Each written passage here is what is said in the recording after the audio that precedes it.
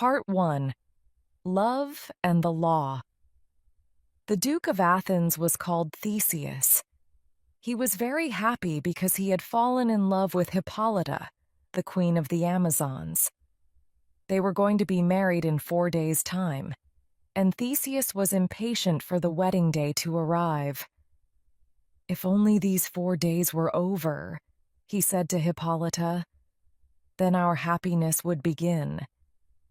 "They will soon pass," she told him tenderly. "4 days are nothing. Be patient, Theseus." Theseus wanted the whole of Athens to celebrate his wedding, and he gave very clear instructions to Philostrate, his master of revels. "Make sure that everyone enjoys himself," Theseus ordered. "Organize some wonderful entertainment for the people of the city. My wedding must be a happy and memorable event for Athens. I want the whole of Athens to take part in this great day and to share my happiness with me." As Theseus was giving these orders, 4 people approached the Duke. One of them was an old man, Aegeus. He greeted Theseus politely. "I wish you long happiness, sir." Theseus smiled at Aegeus. "Thank you." "Aegeus, how are things with you, my friend?" Aegeus looked serious for a moment, and then he answered the Duke. "To tell you the truth, things are not going well for me." "Theseus," he began, "in fact, I have come to you to help me resolve a problem. It concerns these young people with me."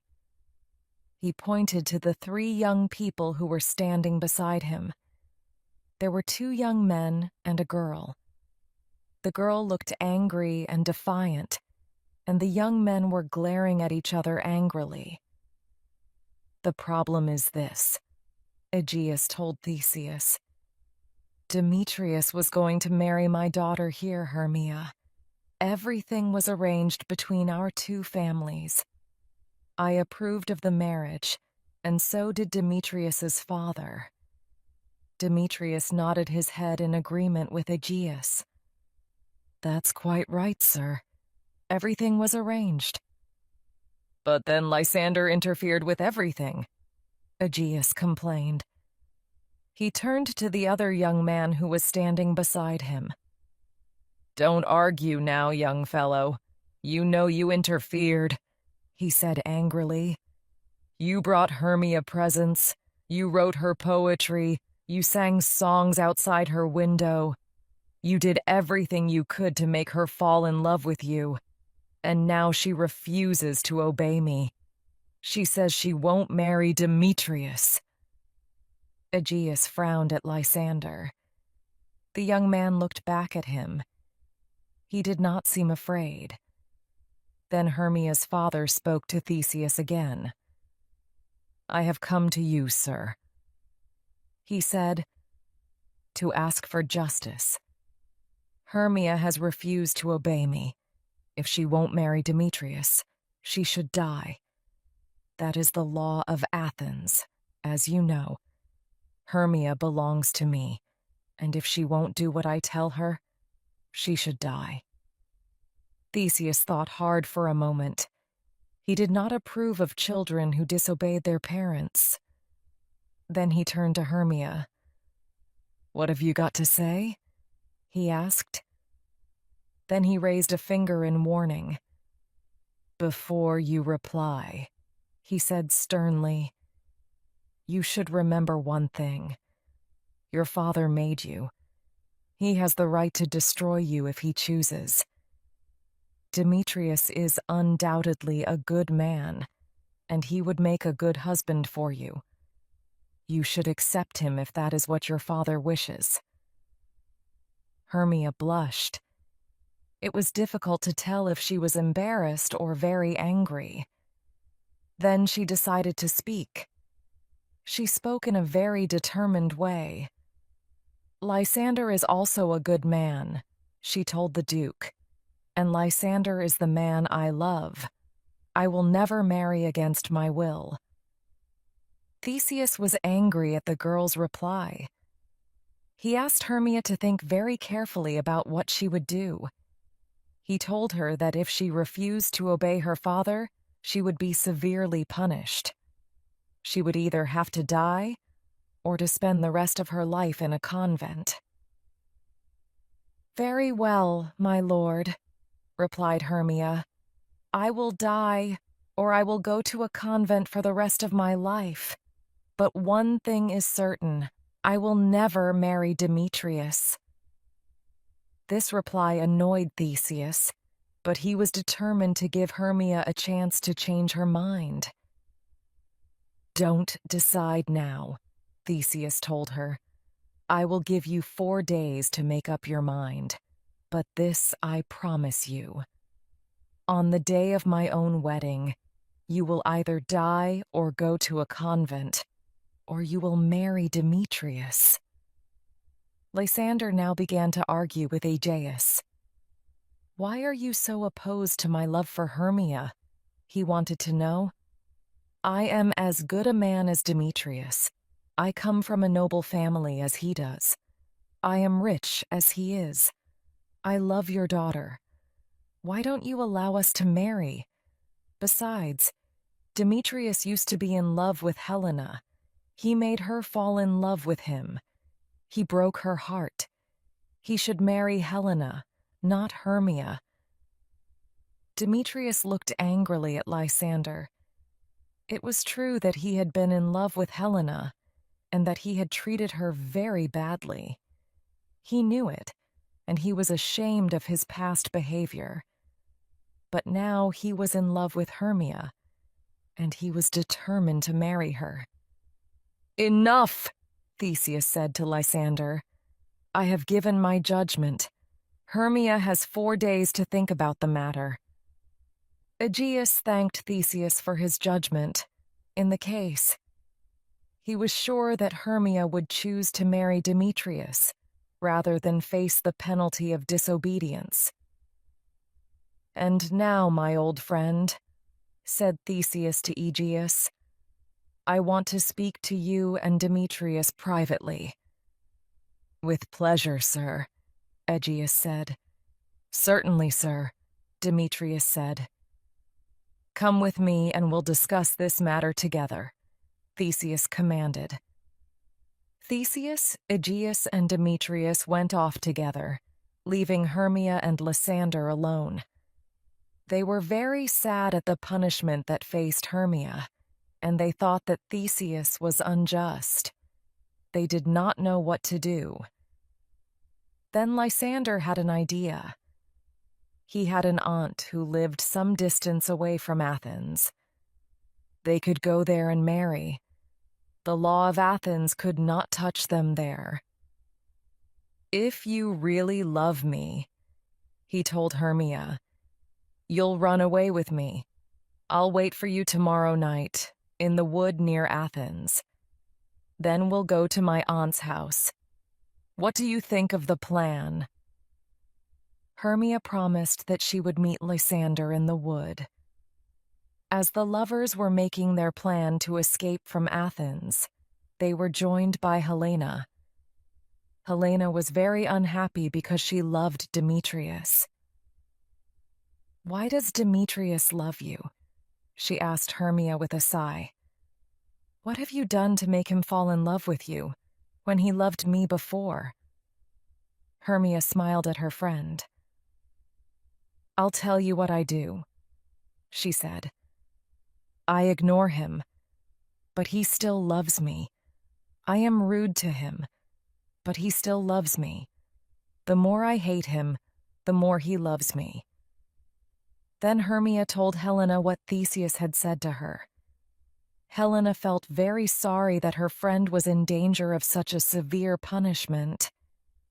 "Lysander and I are going to run away from Athens," Hermia explained to her friend. Helena thought about the lovers' plan to escape to the wood. Then she made a plan of her own. "I'll tell Demetrius what Lysander and Hermia are going to do," she decided. He's sure to follow Hermia into the wood. Perhaps he'll thank me for bringing him the news. Part 2. Acting for the Duke. Everyone in Athens knew that Theseus was going to be married to Hippolyta. Many people were wondering how they could celebrate the event in a way that would please the Duke. Everyone wanted to honor the Duke by organizing a special entertainment for him and his bride. There was a weaver in the city called Bottom. He and his friends had decided that they would perform a play for the Duke. They had never performed in a play before, but they were certain it would be easy to do. They held a meeting to decide what play they should perform and the parts that each of them should play. "Well, friends," asked Bottom, "what play shall we perform for the Duke?" He was answered by the carpenter. "Quince." "We have chosen the play Pyramus and Thisbe." "What is my part in the play?" asked Bottom excitedly. "Do I play a lover, or do I play a bad king?" "You play the part of a lover," Quince told him. "It's a wonderful part because you kill yourself for love." Bottom was very excited at the idea of the part he was to play. "Excellent," he cried. "I'll be very good at it, I'm sure. I'll make the audience cry at my sufferings. You can be sure of that." He thought for a moment. "But perhaps I'd be better as a king," he said thoughtfully. "I could terrify them if I had the part of an evil king." He ran up and down excitedly, waving his arms about and pulling strange faces. He was trying to look strong and powerful, but he only looked ridiculous. His friends were embarrassed by his silliness. That was a bad king. Not bad, eh? He looked at his friends with a smile, expecting that they would compliment him on his efforts. No one said anything. Bottom looked disappointed. He thought his acting was wonderful. "Let's continue then," he suggested to Quince. "Now tell us who the other actors are." "The next is Flute," Quince told them. He turned to Flute. "You play the part of Thisbe, the woman that Pyramus loves," he explained. "I don't want to play the part of a woman," Flute complained. "Besides, I'm growing a beard. It'll be ridiculous." "Don't worry about that," Quince reassured him. "If you wear a mask, no one will see your beard." "All right then," said Flute. "If I can play the part that way, I don't mind." The idea of wearing a mask appealed to Bottom, and he could not resist interrupting. "I could play that part beautifully. I want to be Thisbe," he cried. "Let me have the part of Thisbe." "No," said Quince. "You will play the part of Pyramus." Then Quince told the other actors which parts they would play. After telling everybody which part they would play, finally he turned to Snug. "Your part's a good one too," he informed him. "You will be the lion." "The lion?" Snug said anxiously. "Is it a difficult part to play? Quince? Do I have to remember many long speeches?" "No, don't worry," Quince reassured him. "The lion's part is very simple. You just enter and roar. It's very easy." Once again, Bottom was delighted at the idea of playing the lion. It seemed a much more wonderful part than his own. He interrupted the proceedings once again. "Let me be the lion," he cried. "Oh, do let me be the lion, Quince. I could do it so well. I would roar so loudly that it would frighten everybody in the audience." By now, Quince was becoming quite impatient with Bottom. "A fine thing that would be," he said angrily. "The Duke would be very angry if we frightened all the ladies. We'd all get into a lot of trouble." "You're right," Bottom admitted eagerly.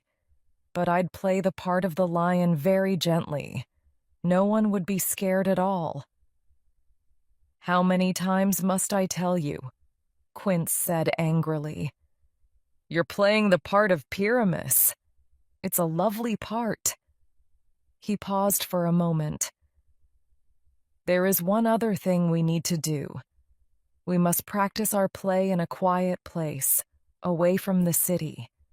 Let's go into the wood tomorrow night. We can practice there without being disturbed by anybody." Part 3. The Fairy Kingdom. The next night, several groups of people entered the wood outside Athens. First there was Lysander and Hermia. Then there was Demetrius, who was secretly following Hermia. Demetrius was followed by Helena. Finally, there was the group of actors led by Bottom. None of these people knew it, but the wood outside Athens was a special place that night. The king of the fairies, Oberon, had decided to spend the night there. His servant, Puck, was busy organizing an entertainment for him. Puck loved fun of all kinds, and he was looking forward to the pleasure he would give the king. He was walking happily through the wood when he suddenly saw a fairy. "Who are you?" he asked. "You're not one of the king's fairies, are you?" "No, I'm not," the fairy replied proudly. "I serve the Queen Titania." "The Queen!" Puck cried in surprise. "Do you mean that the Queen is also here tonight?" "Certainly she is," the fairy told him. "The Queen and her retinue I will be here shortly." This was not good news for Puck. Oberon and Titania had quarreled very badly. The Queen had taken a new servant boy and refused to give him to the king. The king was offended by her behavior. They were avoiding each other and hardly spoke when they met. "We must keep them apart," Puck thought. "It will be a disaster if they see each other, because they'll just squabble again. The king and the queen must not meet." But it was too late, for the next moment Oberon and his servants appeared from one direction, and Titania and her servants appeared from another. When they saw each other, the king and queen stopped and stared. There was an awkward silence in the wood. Puck did not know what to do. Suddenly, Titania made a sign to her servants. "I won't speak to him," she announced. "I will never speak to him again." Oberon heard what the queen said, and it made him angry. "I am your king, Titania. Remember that," he commanded in a stern voice. "You are my king, it's true," Titania replied.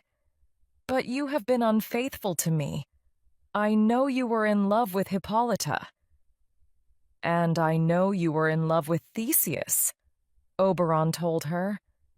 "That is nonsense," Titania said.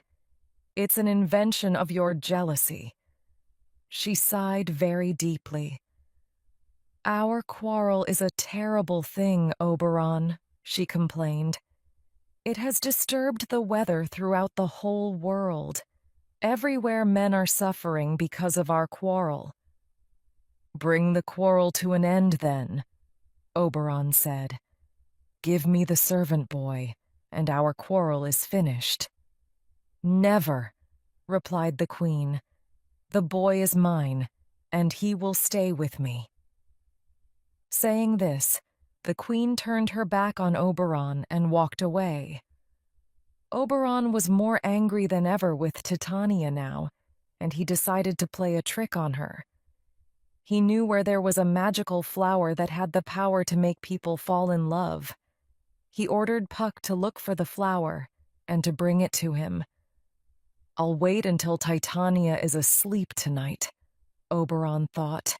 "Then I'll squeeze a little of the juice from the flower into her eyes. When she awakes, she'll fall in love with the first person she sees. That will punish her for her pride and arrogance." He smiled with amusement at the trick. Now he felt more cheerful. Just then, Demetrius and Helena came into that part of the wood. They were quarreling loudly. Oberon quickly made himself invisible so that he could listen to them. "I've already told you to go back to Athens," Demetrius said to Helena. "I came here because I'm in love with Hermia. Stop following me." "I'll always follow you, Demetrius," Helena replied. "Can't you understand that I love you? I'll never leave you. If you don't leave me alone, I'll abandon you here in the wood," Demetrius threatened her. "It's a dangerous place. You don't want to be left by yourself, do you?" "If you leave me, I'll run after you," Helena told him. "I don't care how badly you treat me, Demetrius. I love you." The young couple walked away, still arguing bitterly. Oberon was shocked by what he had heard of the conversation between Demetrius and Helena. "What a pity," thought Oberon. "That young fellow deserves a lesson. To treat a beautiful girl in that way. It's not right at all." Then an idea came to him, and he smiled again. "I know what I'll do," he thought. "I'll make the boy fall in love with her. He'll learn what it is to suffer for love." When Puck returned, he was carrying the magical flower with him. He gave the flower to Oberon. "Come with me," Oberon ordered. "I know the place where Titania sleeps. Let's go and find her." Oberon and Puck walked very quietly through the forest until they found Titania. The queen of the fairies was fast asleep. Oberon crept forward and gazed down on her. Titania was very beautiful. Oberon poured a little of the juice from the flower into the queen's eyes. "There," he whispered triumphantly to Puck. "When she wakes, she'll fall in love with the first thing she sees. I hope it's something really ugly and horrible. That'll teach her to be more respectful to me in the future." Oberon and Puck left the queen sleeping peacefully. Then Oberon told Puck about the young couple in the wood, and how cruelly the boy had behaved towards the girl. "Take a little of this magic juice, Puck," the king ordered. "Go through the wood until you find them. As soon as they're asleep, pour a little of the juice into the young man's eyes. When he wakes, he'll be in love with the girl." Puck liked the king's plan and went off happily to search for the boy and girl. He thought the king's idea was a wonderful one. Lysander and Hermia thought that they were quite alone in the wood. They were very happy and excited to be together, and the time passed quickly for them. Then Lysander realized that he had lost the way in the darkness. "We should sleep here until morning," he said to Hermia. "We'll soon find our way again when it's light." Hermia agreed with him. She lay down on the ground and made herself comfortable. She was tired. Lysander lay down next to her on the soft ground. "What are you doing?" cried Hermia. "Don't lie so close to me. We're not married yet. It's not right." Lysander was disappointed, but he got up and moved a little way away. Then he too lay down on the soft earth. The lovers had had a long and exciting day, and they were soon asleep. Puck was still looking for the boy and girl that Oberon had described to him. He came through the silent wood, carrying the flower carefully in his hand. Then he saw Lysander and Hermia asleep. That must be them, he thought. Look how far away the boy has put himself. She's frightened to lie next to him, poor thing. Puck carefully poured some of the magic juice into Lysander's eyes. Now he'll fall in love with her, Puck said to himself. As soon as he wakes up and sees her, he'll fall in love with her. Oberon will be pleased. I've done everything that he asked. Lysander and Hermia went on sleeping. The wood was very dark and quiet. A little while later, Demetrius and Helena came into the part of the wood where the lovers were sleeping.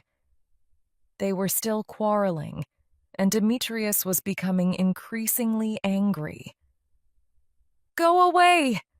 he shouted at Helena. "Leave me alone, I tell you." "I know that I'm not as beautiful as Hermia," said Helena sadly. "Everyone loves her. If I were like her, you'd never treat me like this." She began to sob. Then she saw something on the ground in front of her. She cried out in surprise.